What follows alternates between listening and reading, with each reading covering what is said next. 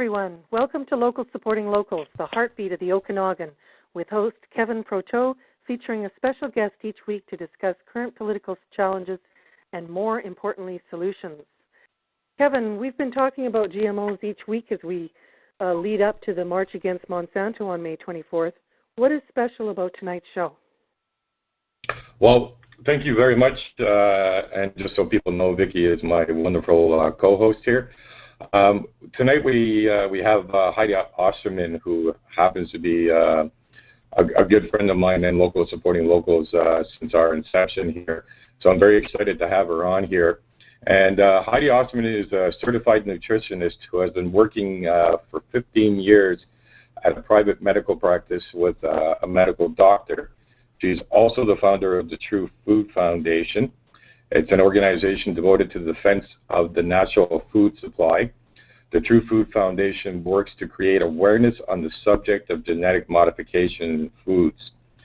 Over the past 5 years, Heidi has been a writer for Health Freedom News, a member of the National Health Federation. She's also been a guest speaker at the March Against Monsanto in Berlin, Germany, and also attends world conferences to network with the anti-GMO community. She's a frequent guest on local radio panel discussions and has organized numerous protests. Today, she is just here to plainly talk about GMOs.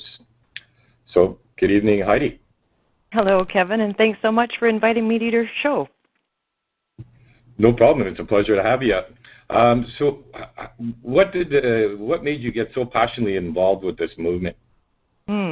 Well, I'm a nutritionist, so I love food, and I'm an alternative thinker and investor and alternative medicine.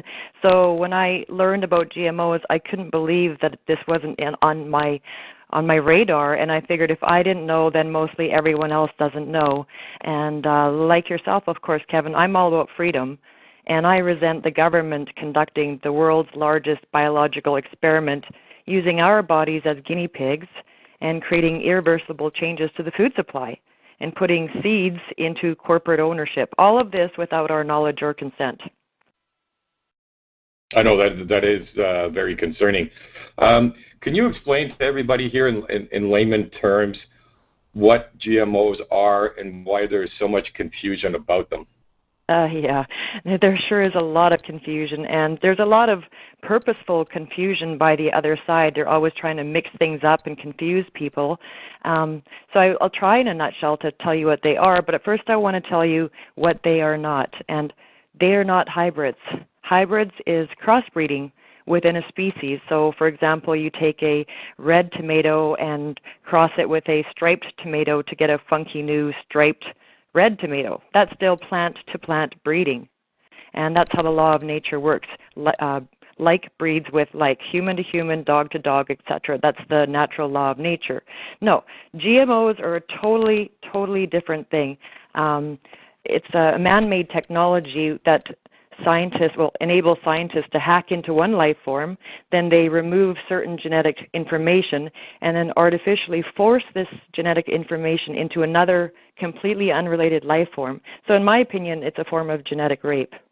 But as far as the acronyms are concerned, GMO stands for genetically modified organisms, also known as GE, genetically engineered, and GM, genetically modified. But I think the community just has come to accept calling it GMO. Yeah, so, I mean, in saying that too, like, I mean, why are farmers doing this then? Well, to go back one step about this, because I want really the people to understand how creepy and weird GMO is. It's breaking the rules of nature. It's Rubik's cubing life forms together. Like, for example, fish can't normally mate with a tomato, right? But a gene was taken from a fish and put into a tomato in hopes that the tomato would resist frost better. That's not on the market anymore. Another case, they took spider genes and they put it in a goat in hopes that when they milked the goat, they would get web protein for use as making bulletproof vests. Like, I'm not making this up. Now we've got glow-in-the-dark cats. It's a story only Frankenstein could enjoy. Yeah, I have seen that with the Kevlar, and yes. is very real. But why farmers want to do this? Well, they're businessmen, and you can't change 4 quarters for $1. They, like every other businessman, want to make as much money as they can, and they rely on a good yield. So they were told this is safe, this is going to increase your yields, and you're going to lose less yield to bugs and to weeds, and they were told it was safe and biodegradable, and that's just not playing through. So they did it, for their own benefit, but unfortunately it's going against them now because, of course, nature's adaptable, and now the weeds are becoming resistant to the sprays, and the result is super weeds. And one is so tough, the pigweed is so tough it breaks combines. And the result for farmers is more cost for sprays and for manual labor to, dig out these super weeds, and they're having to use, multiple sprays and other sprays like 2,4-D and dicamba. It's a toxic treadmill. Well, I know, and actually, next week's show we're going to have Thierry Vrain on, and he's going to get more into the herbicides and pesticides and break it down more for people here. And so, I understand this food doesn't have rigorous testing for safety. Why is that? Mm-hmm. Well, I can tell you why, but first let me tell you the 2 traits that this food does have that I forgot to touch on. So GM foods have 2 traits. Either the plant produces its own Bt insecticide from within the plant. So imagine that in a corn, that every single kernel of corn is a little factory producing insecticide. You can't wash that off. That's Bt. Another GM trait is that the plant can be sprayed with toxic chemicals like Roundup herbicide, and it won't die. All natural green plants, including weeds, will die when sprayed with Roundup or glyphosate, but not GM plants. So the whole crop can be repeatedly top sprayed with pesticides over and over. And why? What was the next question? Sorry. Well, it's actually, not tested. Well, the thing is, because with the corn there, they said apparently, like, even though it is injected and it grows within, apparently by the time it gets to your dinner table, it's safe. Yeah, right. And pigs fly. Yeah, I know. I mean, how can that be? So where does it go? Like, how does it deplete? Like, where? It doesn't. It doesn't. That's nonsense. That's nonsense. Okay. It can't biodegrade. It's incorporated into the actual. If you're talking about Bt is in the actual every single cell of the plant, so you can't biodegrade that. You can't wash it off. You can't cook it out. There's nothing you can do. And as far as I realize that too, and it's just the fact that they do say by the time it gets to your dinner table. Yeah. Well, who's they? You always have to. Who is they? The Monsanto and friends, like their scientists and their PR group. Well, they're saying all kinds of things that aren't true. So I wouldn't hold too much salt from what we're hearing from that side right now, anyway, unless they get wise really fast. Heidi, I just want to go back a question actually about the farmers and growing this.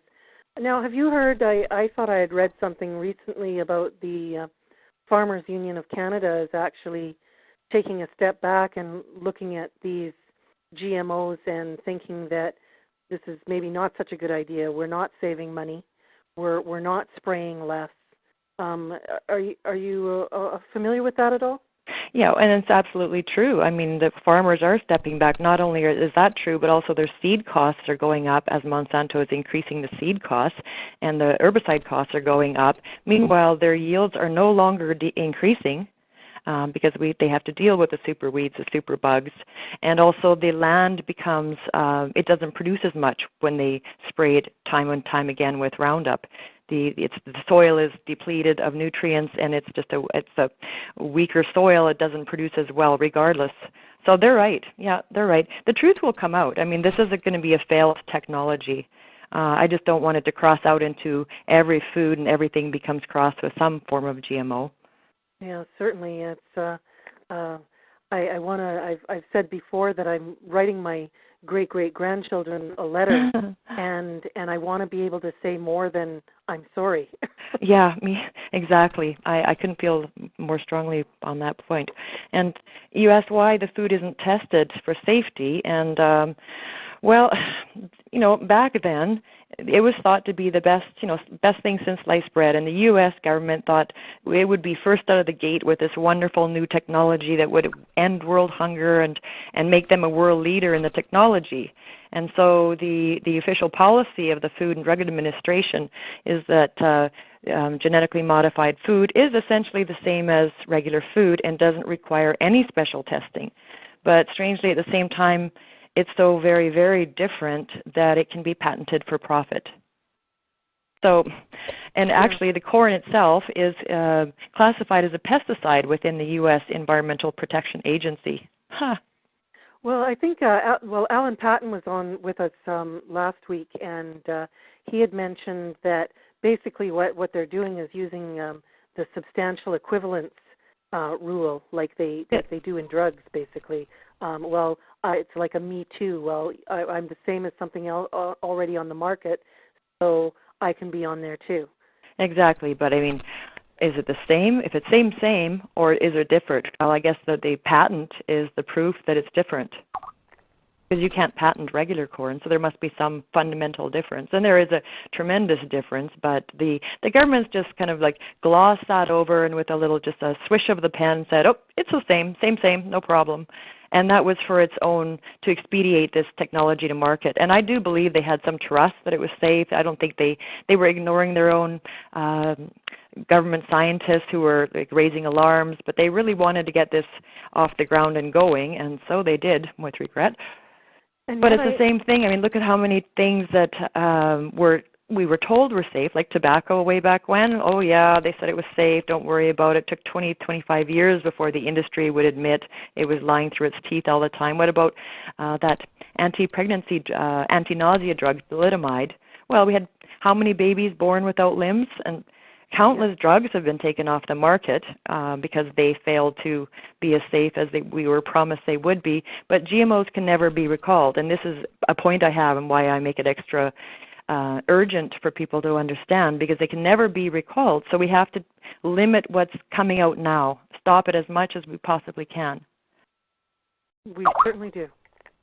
Well, I mean, just listening to the commercials, like when you listen to a commercial on these different medications and all the warnings they give you right off the bat, I mean, it falls in line with what you're saying there. Yeah, except they're not warning us about GMOs. They're telling us, don't worry, we're scientists, and we've got it all figured out, and just they pat us on the head, us little activists, and don't you worry your heads about this. We've got it all under control. You're just off base.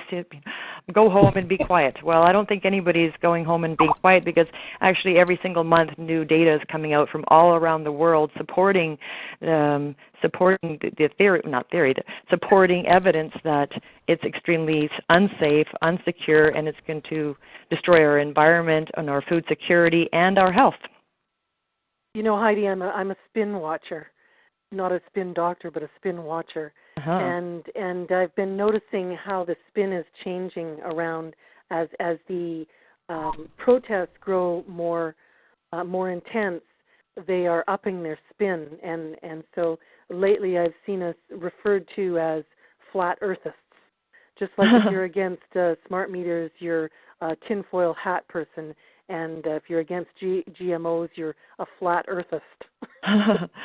Okay, well, they can try as they may, but the truth remains the truth, and they can't bury it forever. And when there is, regrettably, what I see, a tidal wave of health effects, they can only deny it for so long, and when the yields are failing and there's, the bugs are disappearing. As this continues, this train without brakes, it'll become clearly obvious, and people are becoming educated so very, very quickly now. That's just like the marches against Monsanto and all the movies. I understand you're having one in Pinta next week, as a matter of fact. So there's just so much more public awareness than there was 5 years ago that I think, I don't think it's a hopeless situation. I certainly wouldn't be bothering, because one thing is that it's not a partisan issue. It's not black or white, or if you're rich or poor, gay or straight or whatever.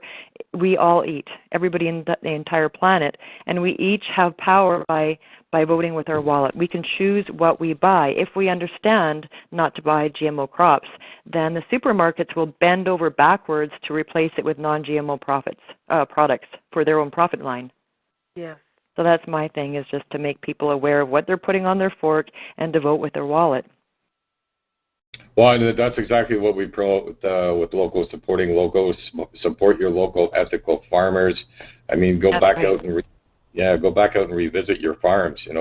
Depending where you live, of course, it's a little easier said than done. But here in our Okanagan, absolutely everybody can do it. We got farmers markets, all throughout our Okanagan that are fantastic here.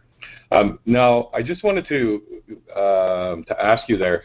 Hasn't any government in the world done any independent studies for safety on GMOs? Well, certainly not our government, but in the 1990s, yes, the Europeans actually did commission a scientist by the name of Arpad Pusztai, and he was from a very prestigious institute, and he was one of the top scientists in the UK, and they gave him a team of scientists to work under him, and he modeled the best animal feeding study the world has ever seen, and conducted that himself, and then came up with the results. Then he went back to his whoever hired him to do it, the government, and said, well, he wasn't planning to give a hasty endorsement, but from what he could see of the results, by no means could this be released to the population, because he was seeing that the rats fed GMO potatoes. They developed precancerous cell growth in the digestive tract. They had inhibited development of their brains and their livers, their testicles. Their livers were shrinking. They had enlarged pancreas. Their intestines and immune systems were damaged. I mean, there was no end to damage, and this was a fairly short-term study. So they told him to shut up and not to disclose that information to the public, and said, because they hired him as an afterthought. They had already presumed it safe. They had already allowed it into the marketplace, into the supermarket. They were just doing this as a back check, because they wanted to use that test as a model for the European Union to show, ta-da, how safe it is. So when they didn't get the answer they liked, they told him basically, keep it to yourself, but he did quite the opposite, and he became a whistleblower, and it was on every TV show, every radio show, every newspaper. Europe was saturated with information, and on a dime, the consumers stopped buying GMO foods, and it just rolled right over. The stores just stopped selling it. They sourced out non-GMO foods. The government introduced labeling, and that's how it happened there. So it doesn't have to come from the top down. We don't have to wait for the government to do all that for us. It's better even if it comes from the bottom up, like that we don't buy it. The stores suffer. They source out different things. Like, there's more than one way to approach this. Well, didn't also Cirilini, there was a French study also done? Yeah, but he was. Well, you asked me if a government in the world did an independent study. The only government that paid for an independent study using taxpayer money was the UK. But Cirilini, of course, he did a marvelous study, but that was not sanctioned by any government. It was an independent scientific study, and he took the same rats that Monsanto had done 3-month studies on, so 90-day studies. He took the same rats and the same corn, but instead of feeding them for just 3 months, he fed them for the lifetime of the rat, which is about 2 years. And after 4 months, he was seeing problems, and then, continuously through, he was seeing more and more problems. They were having enormous cancers on the rats. 90% of the female rats had mammary tumors. The male rats were having kidney and liver damage. There was really a lot of issues involved. Now, in the end, that study created such a stir in the world. It was incredible in the scientific community. But in the end, after a year of looking at it and analyzing it, it was retracted. For the reason that it was inconclusive. Not that he did anything wrong, not that his findings were wrong, but they just said it's inconclusive. That's the best they could get on him. So, yes, I think it's a valuable bona fide study, but it's just not being accepted by the powers that be. And they just Well, think, oh, it's inconclusive. Well, he wasn't even doing a cancer study. He found cancer by accident. He was doing a toxicology study, which does have a different protocol. But I mean, they're nitpicking, and then they didn't say that it was a bad study or there was any kind of fraud involved. They really couldn't say anything more than this very lame, inconclusive. Well, if we would apply that to most scientific studies, there wouldn't be any. In fact, all of Monsanto's would be thrown out because they were nowhere near as rigorous. Wow. So, from what I understand here, because Europe doesn't allow growing of GMO crops, and it's labeled if it's in processed foods, right? That's true. They won't even accept they won't import our crops except for animal feed. They have to feed their animals something, and this is what we're growing, so they import it as animal feed, but not to feed to their humans. And I've been in Europe frequently. It's actually very, very rare that you can even find anything that is like processed food that says GMO something. It's just really not there. That's scary because, I mean, every time I go to grocery shopping, and I have a very hard time. I try to source from the organic stores, but to read the labels here, it's the absolute opposite here in Canada, which is truly alarming. Mm-hmm. Like you're not supposed to be scared when you go shopping. They say don't go shopping if you're hungry, but you should never be scared when you're shopping. Well, I guess we have to go back to buying things. Eat out of the box. Instead of thinking out of the box, eat out of the box. Eat whole foods, because then you have control. Because 70% or more of the canned and boxed processed foods have one or more ingredients that are genetically modified. So, if you stay away from processed food, you've already cut out a good portion of that food source that you're trying to avoid. Okay, so go ahead, Vicki. As I've said to Kevin, there are so many revolutionary acts, and just going back to eating real food is a revolutionary act. We don't need to necessarily process out in the streets, although it helps. Mm-hmm. But we really do have to, like you said before, we have to use our dollars, and that is revolution. Well, and that's the funniest thing, because, 100 years ago, all food was organic. It was just called food. Yeah. Right? Then came this green revolution that encouraged farmers to increase their crop output by using synthetic fertilizers and chemicals. And the problem with that system is the same land was used over and over, and no minerals were being replaced except for nitrogen, potassium, and phosphorus. So the crop was green and huge, but had less and less nutritional value. So the plants we eat and the plants that we feed animals become, void of key nutrients over time. And so the next thing is they made GMO foods. So we had organic as the first food. Then came this synthetic and chemical food that's still not GMO, and now we have this GMO food. So there's actually 3 classifications of food. I personally advise eating in the organic group, but definitely eat organic grains as much as you can, regardless. And I'll tell you why just a little bit later. Okay, something just happened though, just recently here in Europe, where Monsanto was actually pulling out. Mm-hmm. Have you heard it? Sorry, lost you there. Okay, no. Apparently, Monsanto is now pulling out of Europe because of there's no demand. There's no demand for their GM products in Europe. So yeah, not only Monsanto, but BASF, which is a huge German biotech company, they've also pulled out. So all these biotech companies, and Monsanto is one of many. We just use them as a figurehead because they're one of the largest ones. But they're moving to North America, so they're going to concentrate all their GMO activity and lobbying here. They're only going to make seeds there, but not GM seeds.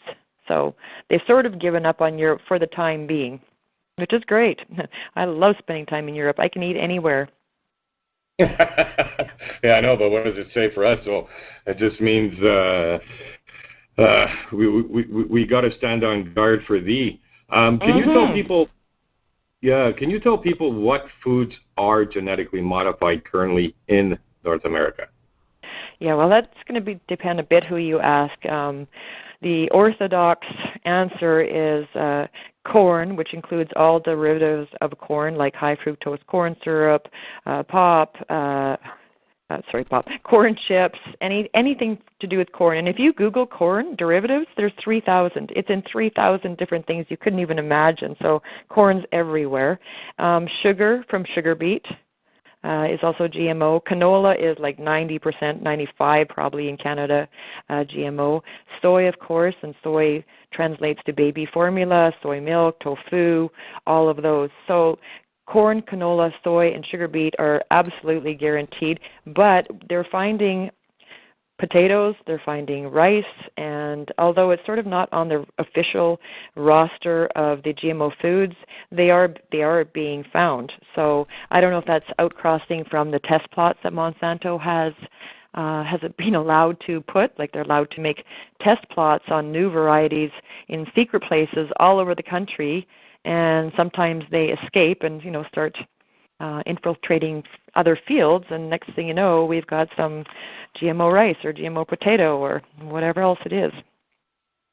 There's a little bit of papaya. I mean, there's papaya, and there's a little bit of crookneck squash. But I mean, the main story is that mostly everything isn't genetically modified. Like those things that are, I can live without those. But they've got about 50,000 patents that they would like to act on. And so the more they are allowed to introduce new varieties, the less food choices we have. And so that's why it's so important that we take, action locally as much as we can and support global action. And if you see something on the internet and they're looking for money, I always donate something, because all these organizations are struggling for money and they need a little bit of support, even if it's that everybody put in $20. That's still more than they'd be getting otherwise. And if 1,000 people do that, well, then they're getting something substantial.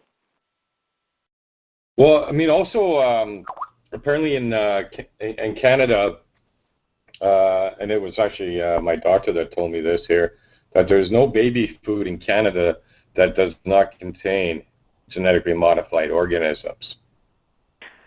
I don't know if you could Google organic baby food. I'm sure you'd find something, but I'm sure that the main ones from Nestle and whatnot are GMO, and that's just so disturbing to me. I'd really like to get a hold of the mothers groups and tell them, did you know that you're using your baby as a crash test dummy for Monsanto? Do you have any idea? Not to mention, but even before it was GMO, as a nutritionist, I know just the amount of estrogen-like compounds in there. It's like giving the baby five birth control pills. Like, it wasn't a good product to begin with. It disrupts hormone function. It's anti-nutrient. I mean, soy is not a good product unless it's fermented, like in a different way, but not the way we're eating it in North America. So if you have fermented soy and it's organic, then that's great. But all this typical soy stuff that you're hearing about, and the soy drinks and the tofu and everything, all of that is GMO. And even if it wasn't GMO, it would be not a suitable food, in my opinion.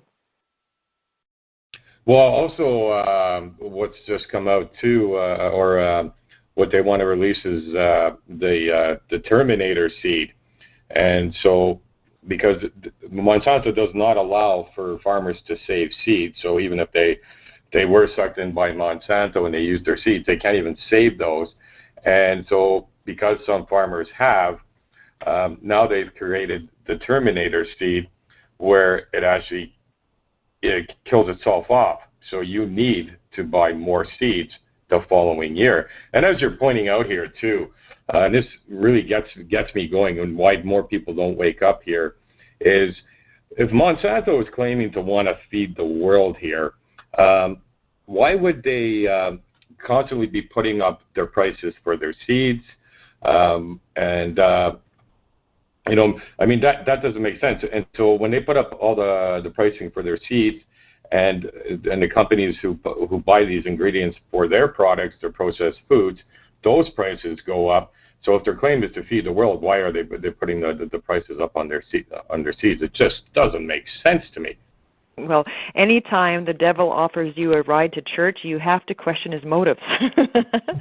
And so, I mean, we've said the M word, but let's just go over who the M word is. Like, Monsanto is the biggest seed and chemical company right now. But the history of Monsanto, going back over 100 years, I mean, their projects included producing PCBs, Agent Orange, dioxin, aspartame, and DDT, and now GMO seeds. So they hardly have a model of healthy products with a good safety record. And now they want to buy up all the seed companies. They want to genetically manipulate the seeds so that they can corporately own the seeds. So it's all about ownership of the seeds. Like, if you own the seeds, then you sell that to the farmer, and the farmer signs a contract that he won't save his seeds, so he has to come back to you next year and buy seeds from you again, and he has to buy the chemicals that go with the seeds, so it's a twofer for Monsanto, right? They sell their seeds, plus they sell their chemicals, and the last step, like you mentioned, the Terminator seeds, which aren't on the market, but heaven help us if they ever are, because if they cross out with regular seeds, that would mean other plants would only have one generational seeds. So Terminator seeds are, you plant the plant makes seeds, but those seeds are sterile. Like that defeats the whole notion of seeds and plants, right? So trying to take free seeds, which is a common goods of the entire planet and always has been from the beginning of time. People could collect their seeds and replant them and then collect their seeds and replant them. They're trying to cut that process out, that you have to go to a corporation to get your seeds. And that's what it's all about, in my opinion. It's insane. It is quite insane. I agree. Yeah. This is another solution that people can have. Whether you grow your own food or not, we should all start collecting heritage seeds. Absolutely. Because we don't know in the next little while if that's going to come to an end in Canada here or in North America. So I know that I'm going to be buying them every year. I've got a garden going this year, but I'm going to be adding more to my collection every year, again, to pass on to my great-great-grandchildren in case they need them. That is so wise of you. And for the friends who are planting gardens, instead of just going out to any place and buying any tomato plant, for example, if you go to the farmer's market, you can get the tomato plants that are from heritage seeds. So the seeds you gather from those, if you choose to, will be heritage seeds. Yes. Yeah, so I really like that idea. And heritage just means that it'll reproduce true and blue every single time. You'll get the exact same thing. Where hybrid seeds, which many tomatoes, it'll be a kind of a different plant every time. So that's just the difference. I prefer heritage seeds. And I think you wanted to talk about, did you want to talk about Michael Taylor there, Kev? Your favorite buddy? Yeah. Yes, absolutely. If you can explain who Michael Taylor is. Oh, well, Michael Taylor. Michael Taylor, he's put in charge in the U.S. government in charge of about 13 different food divisions, so whether it comes to labeling or testing or all kinds of things. So he's controlling basically the food system. But formerly, he was actually the CEO and legal consultant to Monsanto. So that's rather a conflict of interest, I would believe. No kidding, eh? Yeah, and it goes back and forth. So, for example, Michael Taylor, and there's a bunch of people like that. They go to Monsanto, figure out what Monsanto needs, then they channel into the EPA and make policy there that they need, and then they channel back into Monsanto, and it keeps going. So, for example, the EPA was just recently increased the allowable levels of Monsanto's Roundup pesticide 3,000%. Not 3%, 300%, 3,000% on food residue. Wow. 200 parts per million to 6,000 parts per million. So that's highly toxic levels of pesticides that are legally allowed in your food. And that's not GMO food, but all non-organic foods. Well, the thing is, here in Canada, too, a lot of the time we follow the work and the studies and everything that's approved in the United States, and that's one of the Health Canada's and other government departments' main source of information is the U.S. Yeah, we're a mini-me. Exactly, and so when it comes to people like Michael Taylor, we don't tend to dig as deep in Canada, but I am quite sure the same kind of revolving door happens here with our agencies between industry and government exchanging employees. It could very well be. I don't have, information to share particularly, but that wouldn't surprise me one bit.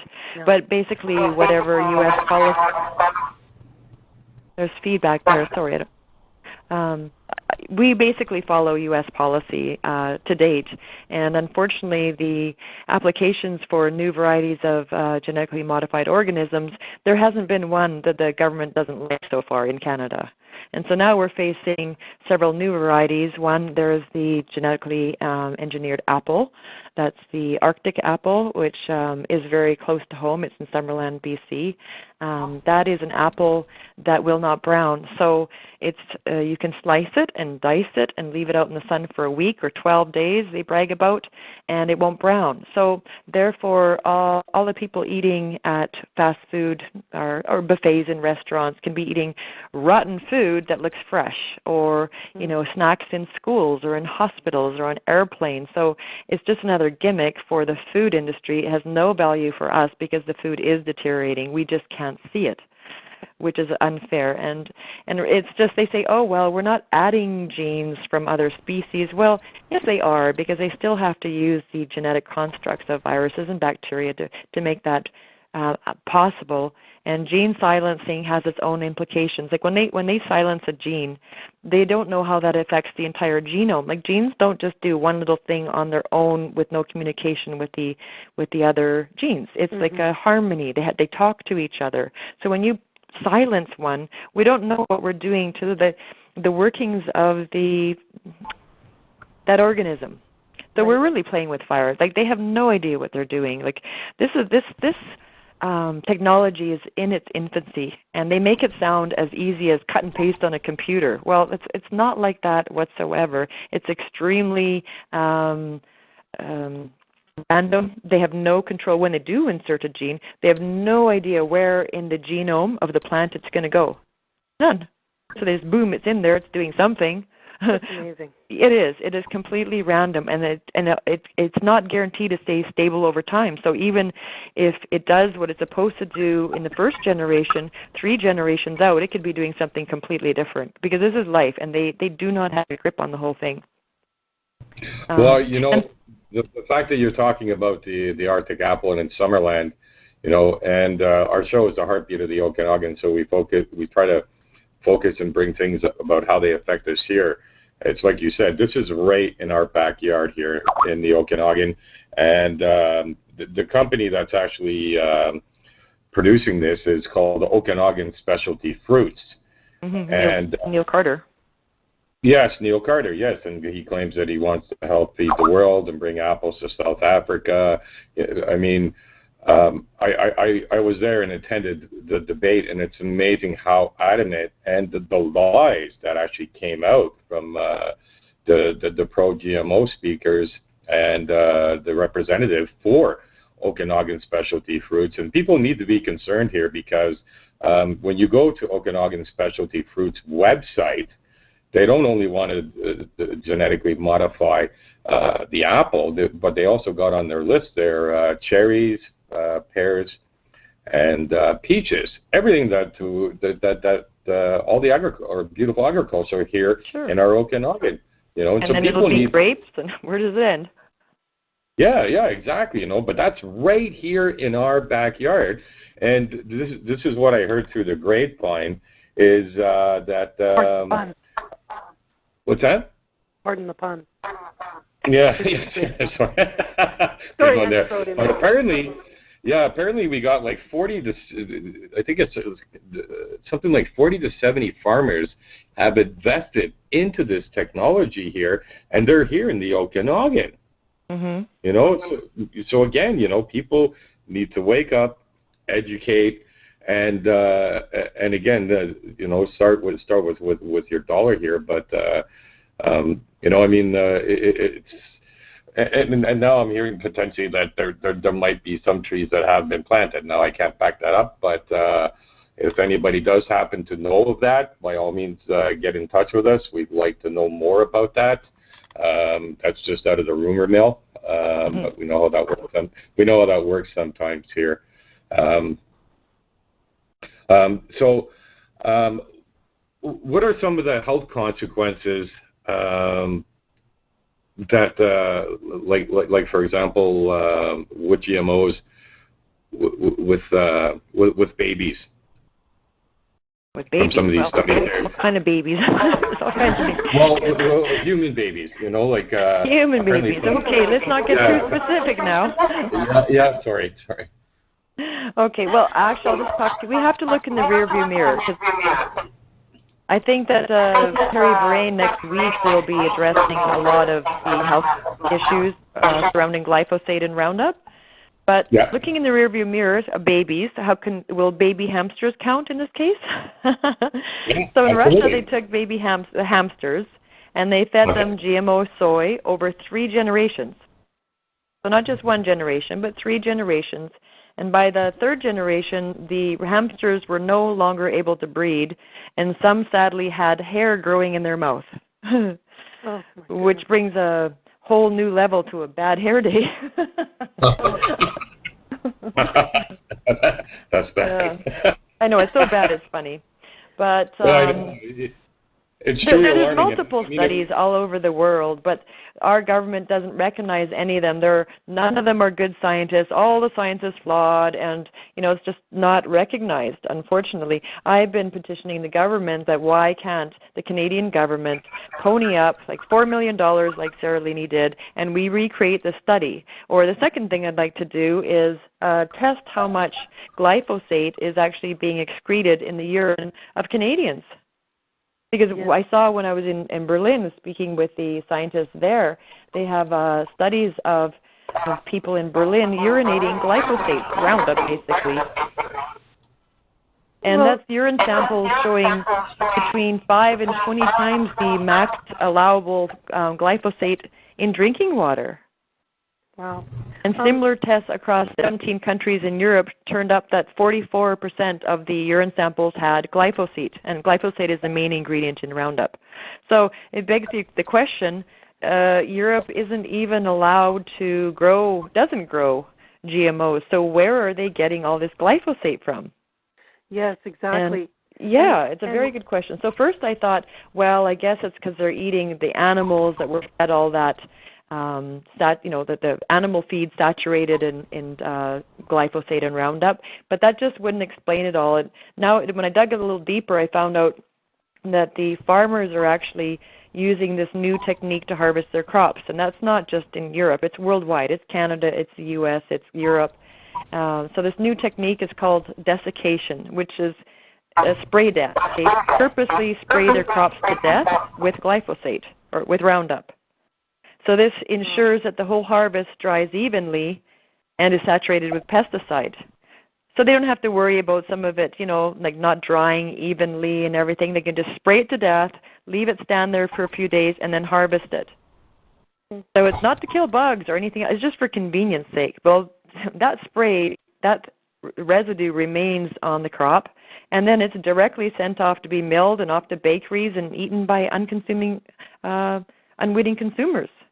And that practice is commonplace now for the harvest of potatoes, of cereals, canola, pulses, and now they're allowing the limits, even in the EU, the limit for glyphosate in wheat and bread is now 100 times the legal limit for vegetables, and the limit for feed grains has risen 200-fold. So basically they're just upping the ante there, like, oh, wow, you can throw as much glyphosate and Roundup on the GM crops in North America, or you can just spray the non-GMO crops, the conventional crops, with Roundup to kill them off for your convenience. Well, what of us?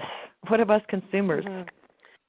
I think there's also been a fairly recent study in the United States, hasn't there been, on the breast milk of American women, where they found high levels of in 30% of the samples tested. I would not be surprised at all. Just like in Sherbrooke University, they found that the BT was actually in the umbilical cords of the newborn children. So, I mean, it's everywhere. This is the problem. All these things are everywhere. They're ubiquitous in our environment right now. And I think Terry will probably talk more on those subjects next week.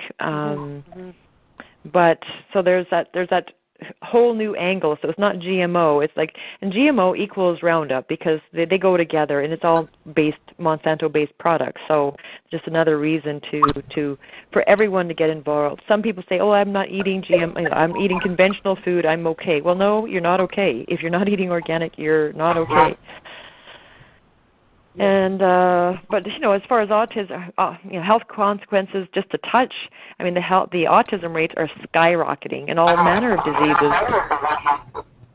from cancer to Alzheimer's and bowel disorders, you name it. Glyphosate is the main ingredient, and it's the most widely used herbicide in the world. And babies, for example, are born with birth defects in the Yakima Valley, because the Roundup was being poured into the water to kill algae, and that water served as irrigation and drinking water for the agricultural families, who then reproduced babies that either had no brains or birth defects. So, I mean, it's just a sad story all around. Well, and hence why everyone's marching. I mean, this march against Monsanto is taking place in over 400 cities and 50 countries worldwide at the same time on the same day, which is unheard of. And last year, I mean, if I'm not mistaken, you were in Berlin for it. But when we held the march here, I contacted all media, CBC, Global, you name it, I contacted them, including our local newspapers. And sadly, none of them even showed, and there was barely any reporting done on this. And that, I mean, to me, that was truly alarming here. And I followed up with them 3 times, by emails and even contacting them on the phone.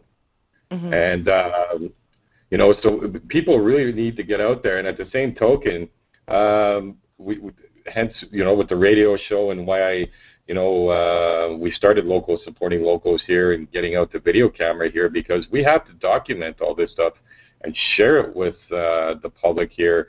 And hence why I created Locals as a hub here, to get that kind of information out there. I mean, it's not just GMOs, but I mean, food is our number one concern for anybody that lives on this planet. So what was the turnout like in Berlin? That had to be something. Thousands. And it was actually well covered. Russian TV covered it, and it's still covering it. The RT is really following the Monsanto story. I just saw a clip. I might have sent it to you the other day there. Yeah. We apologize for the feedback. We're going to have to look into the technical reasons for that next week.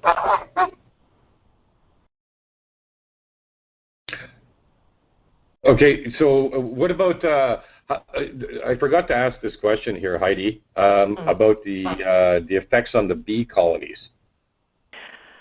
Okay, well, there's bee colony collapse, as everybody knows, and it was an awful year. Beekeepers some of them lost over half their bees last winter alone, and that's quite widespread. There's several theories, and I think that some of them are going to piggyback on one another. One, the commercial bees are fed high fructose corn syrup, which is a GMO product, it's not their natural food source.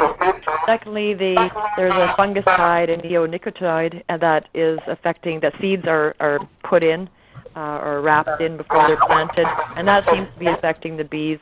And there's probably a number of other things, but more recently that people don't know about was the monarch butterfly die-off. Did you hear about that?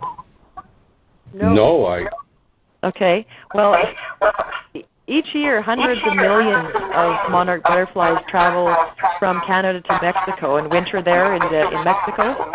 And there's so many, like imagine hundreds of millions, and they arrive in this small forest area, and they're so thick that the trees are colored orange, and the branches are literally bending under their collective weight, and they only weigh like a paperclip each. So that gives you an idea of how many butterflies are there.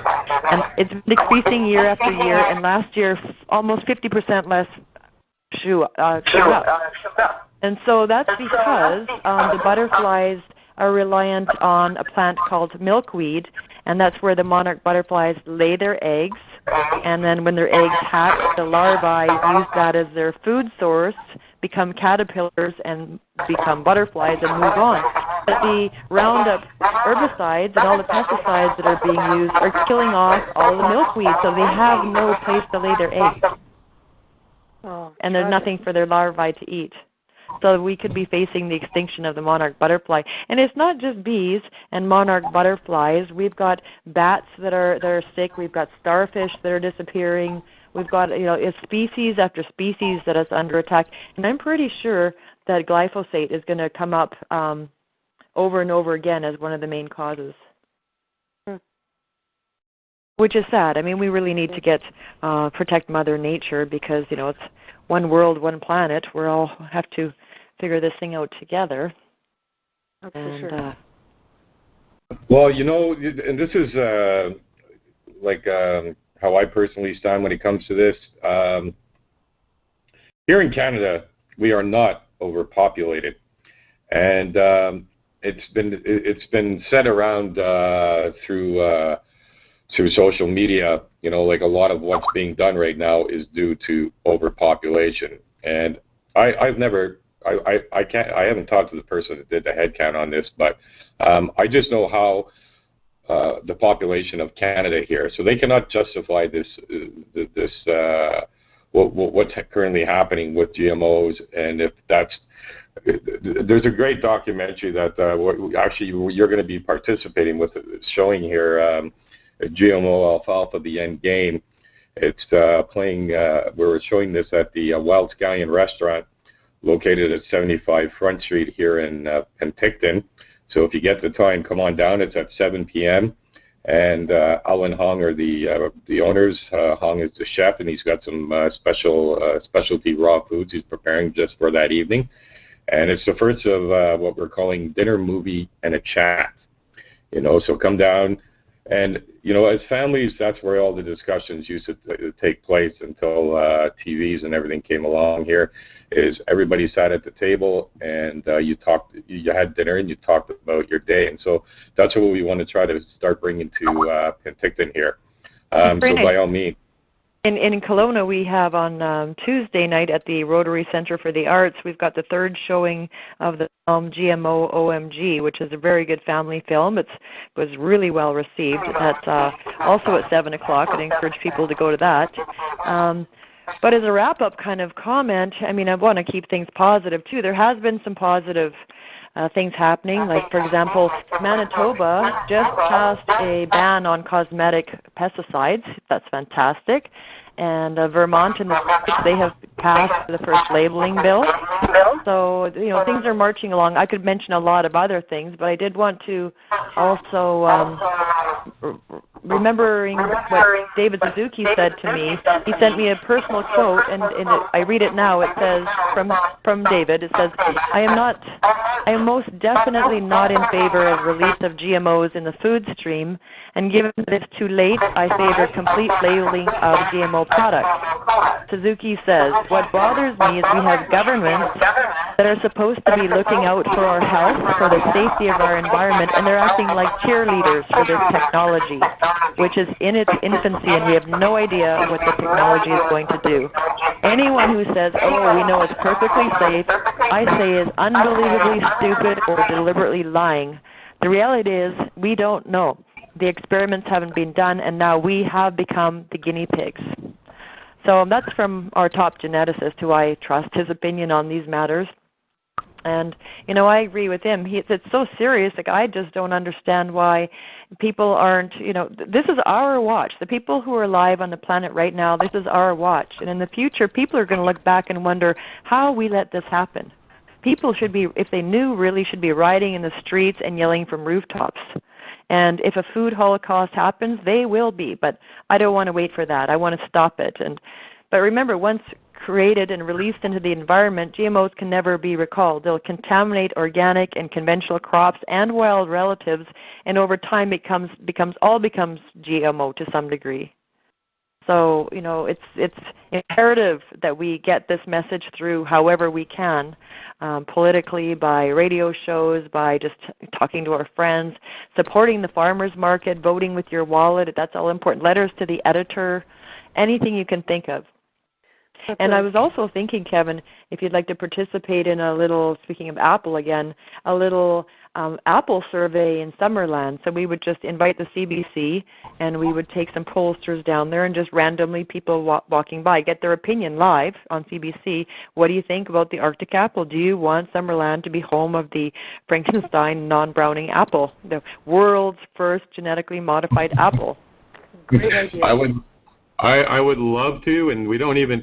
We can invite CBC, but at the same token, we got a video camera, and if they don't come, then we can just do it ourselves, and I think that's a fantastic idea. Mm-hmm. And sadly, and this happens every week with the shows, we could talk for hours and hours on these topics. I am to wrap her up.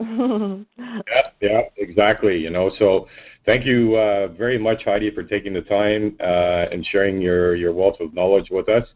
And again, Heidi will be joining us at the Wild Scallion, located at 75 Front Street, Penticton, and we'll be showing the documentary GMO Alfalfa, The End Game. It's a 17-minute long documentary, and the purpose of this is so we can have a discussion and talk about solutions after. So please, by all means, come on down. And May 15th, or is it May 14th? May 14th. Yeah. Yes. May 14th at 7 p.m. And again, people, just also there is a website, March Against Monsanto, and look it up and find out if your city is having one and participate. It's fantastic this year because even though Kelowna and Penticton both had one last year and we're both doing it again this year, Oliver is actually kicking one up as well. So that's fantastic. Yeah, and here in Penticton, our guest speakers, we actually have Alex Adamanenko, who is truly one of the most upstanding politicians, and Local Supporting Locals is completely nonpartisan here, but that is one man that I definitely respect in politics. He's been fighting for the farmers and representing his constituents like no other politician that I know. He created that bill 474, which was the longest debated bill in the history of Parliament. I think it went on for 6 hours. Meanwhile, conservatives and liberal, I think the conservatives were down in Michigan or Windsor there meeting with Monsanto at the time. But sadly, he's going to be retiring, but he will be one of our key speakers for the march here in Penticton. So by all means, come on down and stay tuned for next week's show, where we're going to be bringing in Thierry Rain, who actually did work at the Summerland Research Center. I think it's 35 years as a genetic engineer. So his background is in genetic modification, and he speaks out very much against it. And so we're looking very much to next week's show as well. So thanks again, Heidi. Thank you very much to my co-host, Vicky, here. And everyone have a great evening, and we'll talk to you next week. Okay, thanks for having me, Kevin. Bye now.